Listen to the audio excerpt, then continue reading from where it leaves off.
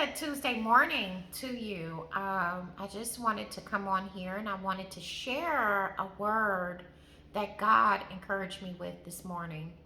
So I have a question though. I have a question. Are you blessing yourself or is God blessing you? So, what I mean by that is that, a lot of people are doing things, a lot of people are planning, their businesses, a lot of people are planning their lives, a lot of people are planning relationships, a lot of people are planning lots of different things, but they're doing their own planning. They're not waiting for God. In Proverbs, it tells us to, lean not on our own understanding, okay, but to trust in God. And that's what I wanted to speak about today. So we have to trust God and we have to wait on Him, no matter if we don't want to or not. But this is for believers. This is for real, true Christians. People that really have that strong relationship with God and they know that they are operating under the will of God. If you're doing things on your own, you're not consulting with God, you're not praying, you're not waiting on His answer, then you're operating out of the will of God. And we don't want to do that. We want the blessings and promises of God. But a lot of us can't, don't take the time to wait on God's timing and wait on His blessing.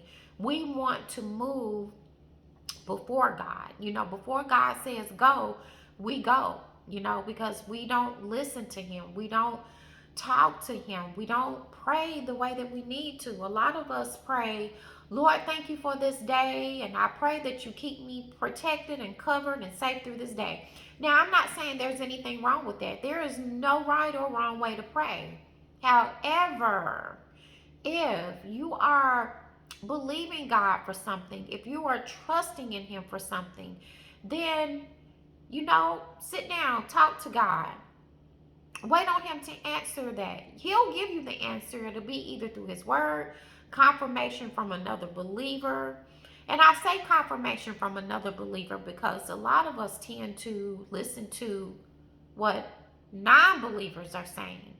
People that don't have a relationship with God whatsoever. And I remember one time my husband and I, we were talking about, well, when people have a relationship with God, or you don't know what kind of relationship people have with God. A person's relationship with God will show within them. You'll see it, you'll hear it, you'll feel it.